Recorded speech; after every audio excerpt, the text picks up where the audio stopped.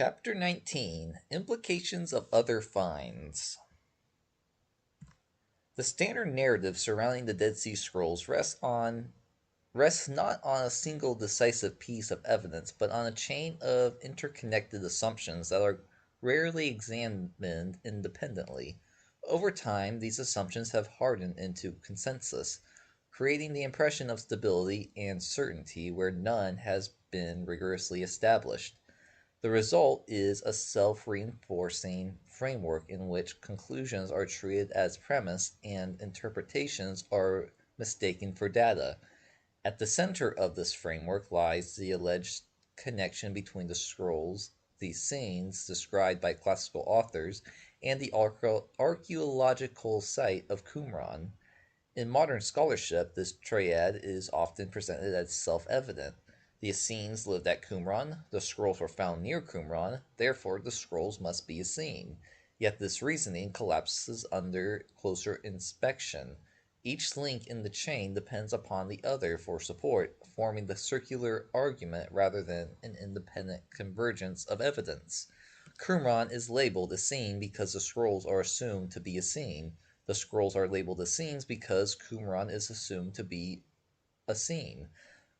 Crucially, this interpretive structure was not built after comprehensive and critical analysis of the manuscripts themselves, it existed beforehand. Qumran had already been identified, excavated, and tentatively associated with the Essenes on the basis of selective readings of Pliny, Josephus, and Philo. When the scrolls emerged, they were immediately absorbed into the pre-existing narrative, rather than being allowed to define their own historical context. Alternative explanations, whether involving different communities, later scribal activity, or post-war preservation efforts, were sidelined not because they failed evidentiary tests, but because they did not fit the established model. The persistence of the Qumran-Essene narrative, however, cannot be explained by evidentiary strength alone. Reflects its endurance reflects the modern text context in which the scrolls were revealed and interpreted. In the mid-20th century, the sudden appearance of an extensive corpus of Jewish texts, seemingly predating the Christianity and rooted in the land of Israel, carried enormous symbolic weight. Anchoring these texts in deep antiquity was not merely an academic exercise, it served political, ideological, and theological purposes. It offered historical depths to modern claims, reinforced narratives of continuity, and, positioned Judaism as possessing a fully developed textual tradition independent of prior to Christianity. This does not require the assumption of consensus description at this does not require the assumption of conscious deception at every stage, but it does demand recognition that scholarly interpretation is never insulated from historical circumstance. Once the scrolls were framed as ancient Essene and foundational, the framework itself became something to be protected. Questions about dating, provenance, and context were no longer neutral inquiries, but perceived threats to the established story. What emerged was not simply a scholarly consensus, but a narrative architecture, one that shaped how evidence was collected, how results were presented, and which questions were deemed legitimate to ask. The foundational weakness in the official account of the Dead Sea Scrolls is rarely confronted directly. The site of Qumran was already known, surveyed, and partially excavated before the scrolls were ever discovered. This fact, while frequently acknowledged in passing, is almost never allowed to carry its full interpretive weight. Yet once taken seriously, it destabilizes the familiar and romanticized narrative of accidental discovery and forces a recognition of how evidence was framed from the very beginning. Long before Bedouin shepherds entered the story, Qumran had been identified as an archaeological significant site. It had been mapped, described, and tentatively classified within an interpretive scheme drawn from classical authors, most notably Pliny the Elder, whose brief geographical reference to the Essene community near the Dead Sea was elevated into precise historical locator. On the basis of this slender textual thread, Qumran was already being discussed as a likely Essene settlement. The hypothesis was speculative, but once introduced, it quickly acquired the status of expectation. When the scrolls emerged from nearby caves, they did not encounter an open evidentiary field. They entered a landscape already shaped by assumptions. Instead of asking what kind of community, period, or purpose the manuscripts themselves implied, scholars largely asked how the scrolls fit into what was already believed Qumran to be. The interpretive direction ran from site to text, not from text to site. As a result, the caves surrounding Qumran were designated Essene Caves by default. This label was not earned through demonstrable proof that the manuscripts originated with the Essenes, nor through independent confirmation that the Essenes maintained a library at that location. Rather, it was inherited from the prior identification of the site itself. The reasoning is circular. Qumran is Essene because the scrolls are Essene. The scrolls are Essene because Qumran is Essene. Such logic does not establish historical reality, it merely reinforces an existing narrative. The contingency of this conclusion becomes obvious when one considers the alternative scenario. Had the same manuscripts been found at Masada, they would almost certainly be associated with zealots. Resistance. Had they appeared in Jerusalem, they might be framed as priestly or rabbinic. Had they surfaced in Alexandria, they would likely be read through a Hellenistic or philosophical lens. The interpretive outcome would shift with the location, not because the text changed, but because the framework did. This observation exposes a critical flaw in the traditional account. The identity of the scrolls has been determined less by their intrinsic features than by the expectations attached to the site where they were found. Qumran did not merely host the discovery of the Dead Sea Scrolls, it shaped the story told about them. And because the story preceded the evidence, it functioned not as a conclusion, but as a constraint, one that has guided interpretation ever since. One of the most frequently cited proofs for the Essene origin of the Dead Sea Scrolls is the presence of so-called Qumran jars in several of the caves. These distinctive cylindrical vessels are routinely presented as physical links connecting the manuscripts to the nearby settlement, and by extension to the Essenes themselves. In the standard narrative, the logic appears straightforward. Jars associated with Qumran contain scrolls. Qumran is assumed to be Essene, therefore the scrolls must be Essene.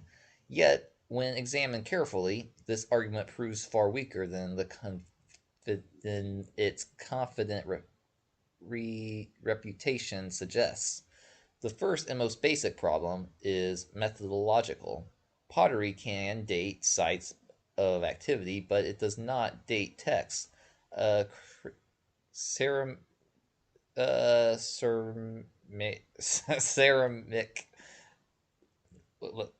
a vessel provides information about the period in which it was manufactured, not about the age of whatever object happens to be placed inside it. It is at a time. Yeah, let's try this again. Not about the. Let's go back a little bit more.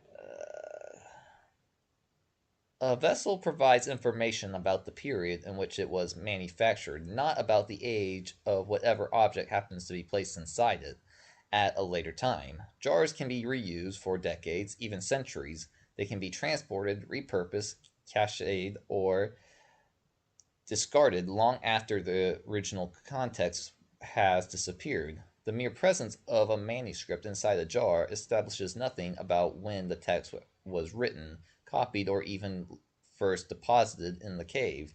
This distinction is often blurred in popular and scholarly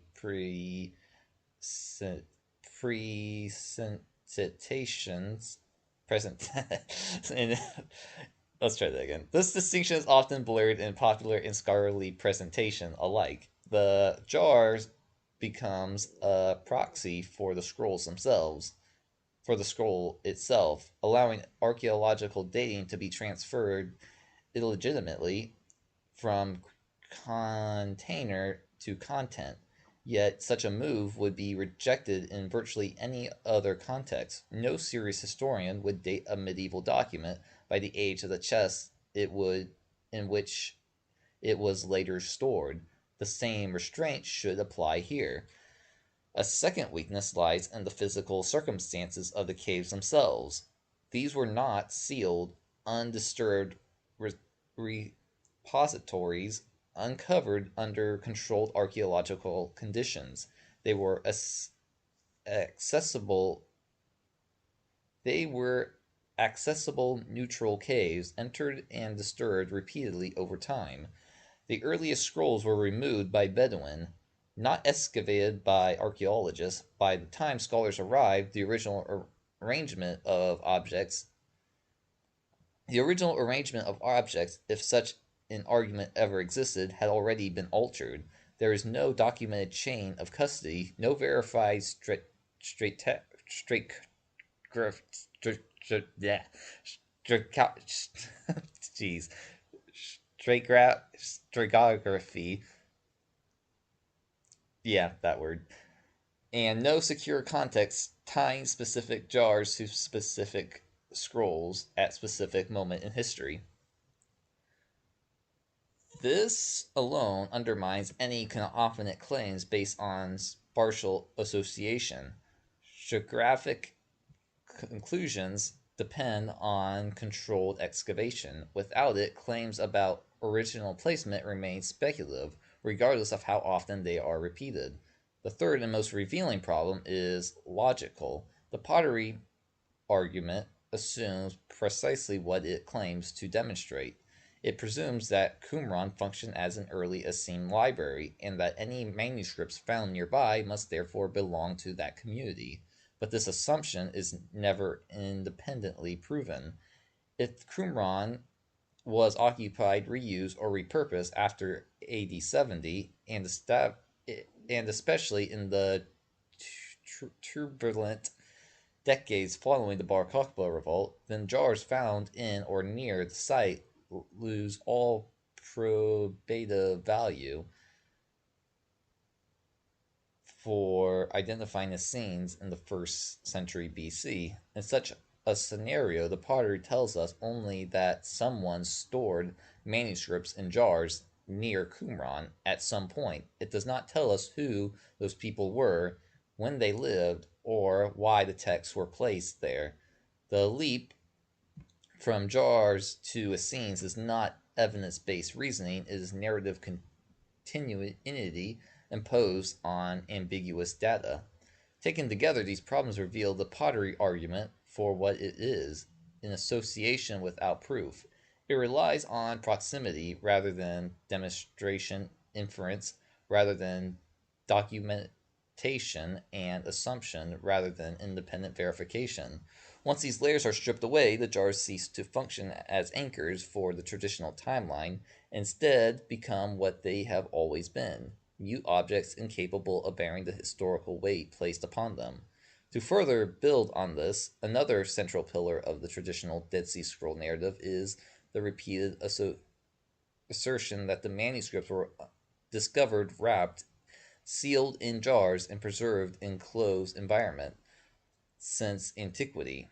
This image, often invoked in both scholarly and popular accounts, plays a critical rhetorical role. It implies isolation, protection from contamination, and an unbroken chain of preservation stretching back nearly 2 millennia. The problem is not merely that this claim is weakly supported, but that it is not supported at all. No Dead Sea Scroll was ever presented to an archaeologist or conservator in a demonstrably sealed container. Their These there exists no photograph, no excavation report, no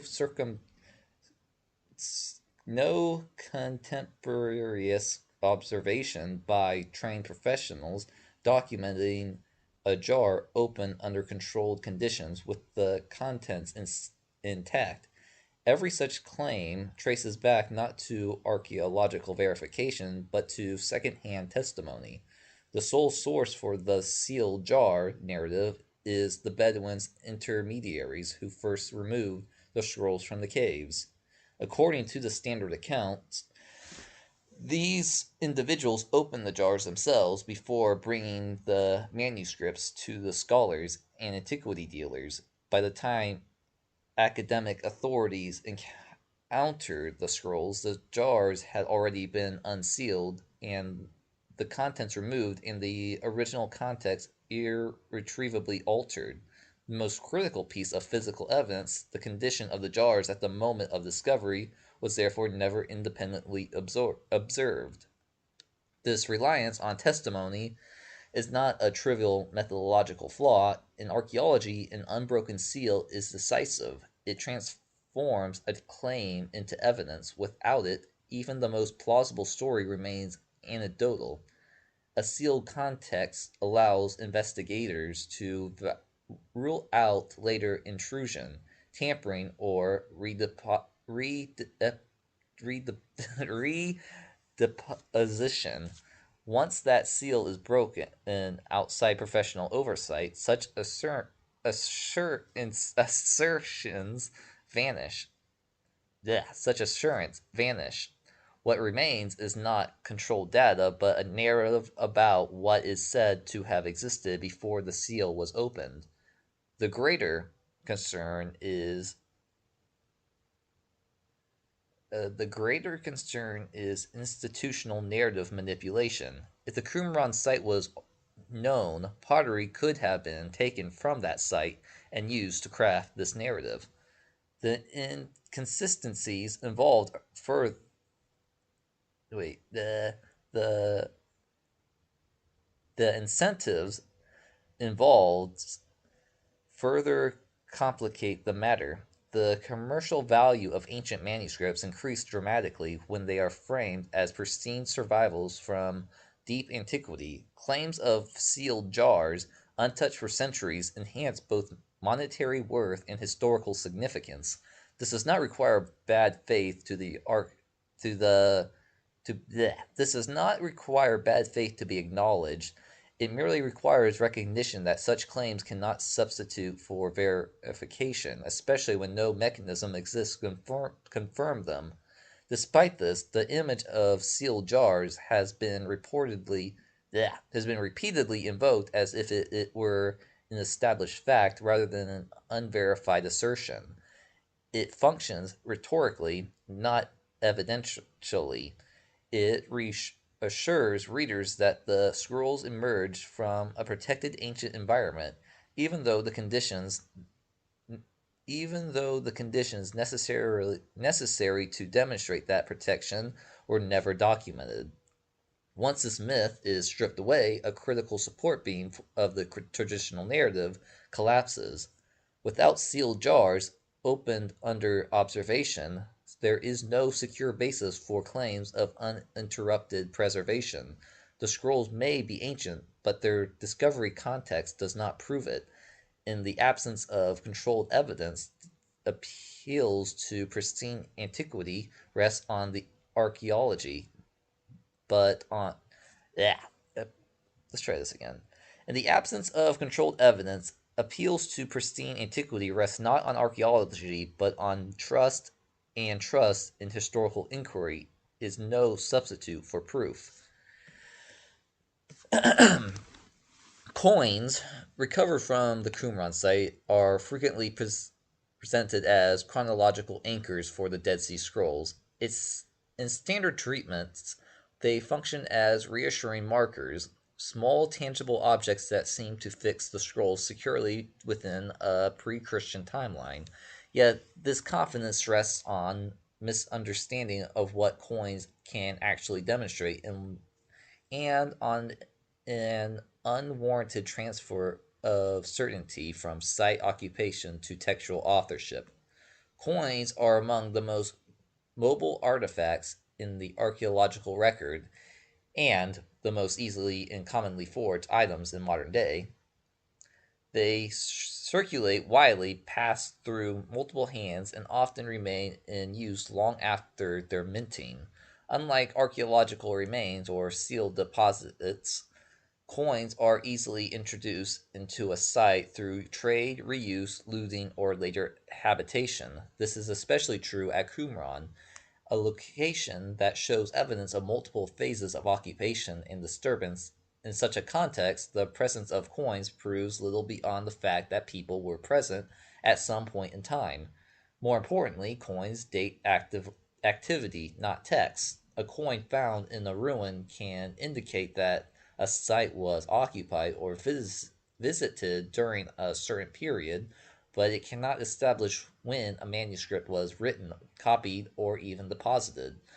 The leap from coin dates to the 1st century BC to a scroll found nearby must also date to the 1st century BC is not an inference grounded in method. It is an assumption driven by narrative convergence. A 2nd century coin found at Qumran is entirely compatible with 2nd century textual activity, just as a 1st century coin is compatible with later reuse of the site. This distinction is routinely blurred in discussions of the scrolls. Coins are treated not as contextual indicators but as chronological verdicts. The site is dated, the date is transferred to the manuscripts, and the conclusion is presented as established fact. Yet at no point is the critical question addressed: what demonstrable connection exists between the minting of a coin and the authorship of a text? Without such connection, the argument collapses. Oh, I lost my spot. The appeal to coins also creates an illusion of precision. Dates stamped on metal gives the impression of exactitude. That's a weird word.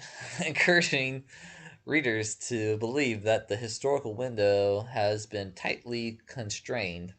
In reality, the interpretive gap between a coin and the manuscript remains wide. The coin tells us when it was made. It does not tell us who handled the scroll, when it was copied, or why it was placed at Qumran.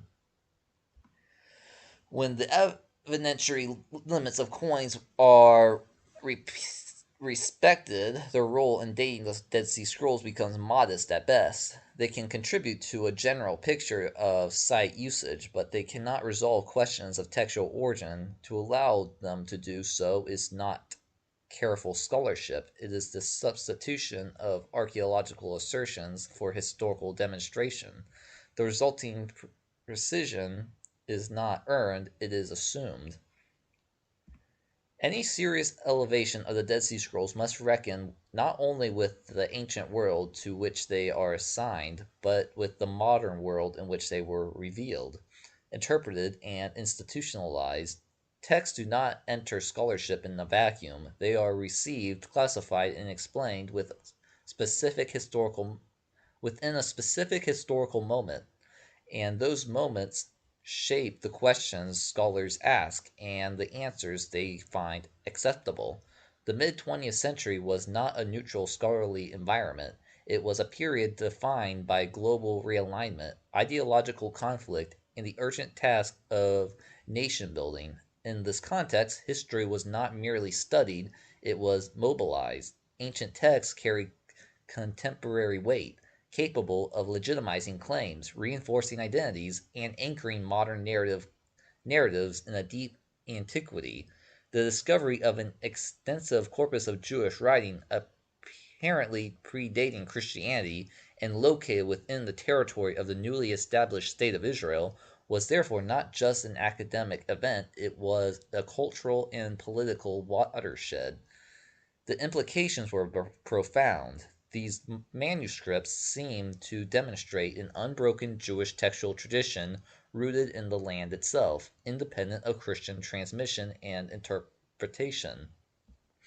They appear to confirm that Judaism possessed a rich, internally coherent literature already fully formed before the rise of Christianity. Such a conclusion resonated far beyond the walls of the academy.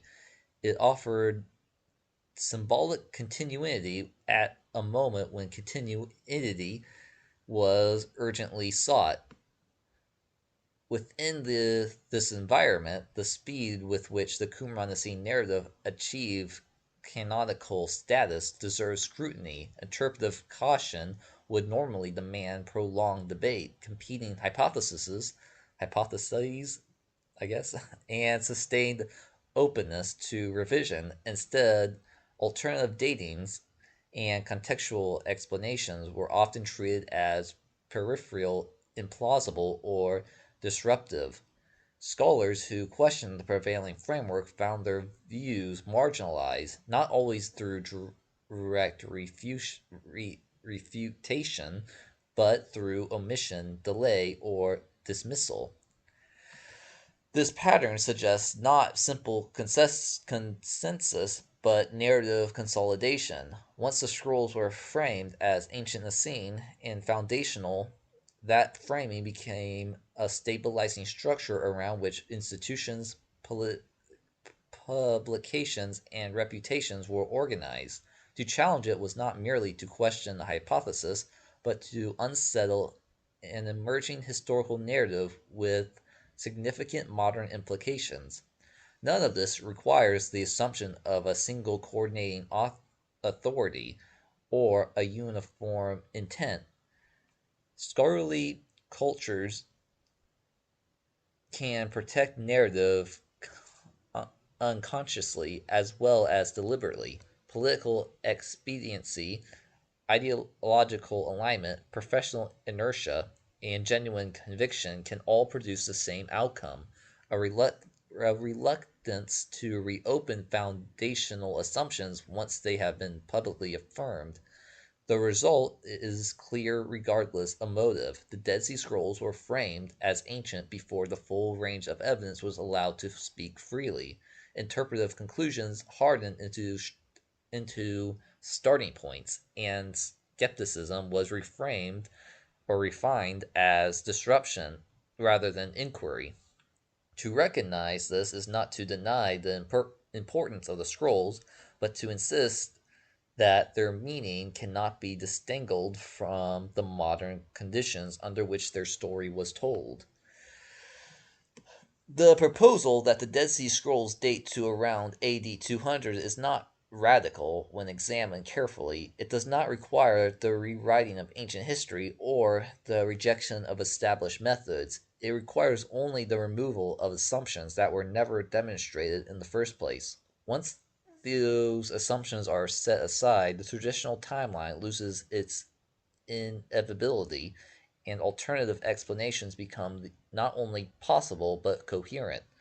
The evidentiary pillar of the standard narrative proved far less stable than commonly assumed. Qumran pottery does not establish Essene authorship, nor does it date the texts themselves. Claims of sealed jars collapse under scrutiny once it is acknowledged that no such seals were ever observed by archaeologists. Coins testify to site activity, not to the composition or copying of manuscripts. Carbon dating, often invoked as decisive, dates organic material rather than writing, cannot distinguish between the age of substrate and the moment a text was inscribed. None of these tools, used properly, demand a pre-Christian origin for the scrolls. By contrast, a post-2nd century Jewish scribal project fits the historical context with remarkable economy. The period following the destruction of Jerusalem in the Bar Kokhba revolt was marked by trauma, displacement, and the urgent need to preserve identity through text. It was precisely the era in which consolidation, copying, and reinterpretation of sacred literature would be expected, not as an antiquarian exercise, but as an act of survival. The internal character of the scrolls their concerns, their emphasis, and their silence align naturally with such a moment. What ultimately remains is not an image of an isolated Essene community safeguarding a pristine library, but a, safeguarding a pristine library for 2,000 years, but a narrative assembled through proximity, inference, and reputation over time. This narrative acquired the appearance of certainty, deservedly, not because it was deservedly proven, but because it was rarely challenged at its foundations. The distinction between evidence and interpretation blurred, and hypothesis hardened into fact. To question this story is not to diminish the importance of the Dead Sea Scrolls, is to take them seriously enough to refuse easy answers. If the scrolls are approached without inherited frameworks, without assuming Essenes, sealed jars, or frozen antiquity, the result is not chaos but clarity. Such emerges it What emerges is a historical construction that has been carefully stabilized, repeatedly defended, and seldom re-examined. Such a Such a construction does not collapse under scrutiny. It reveals itself, and once revealed, it demands a level of skepticism proportionate to the confines of which it has been asserted. And that will be the end of that chapter.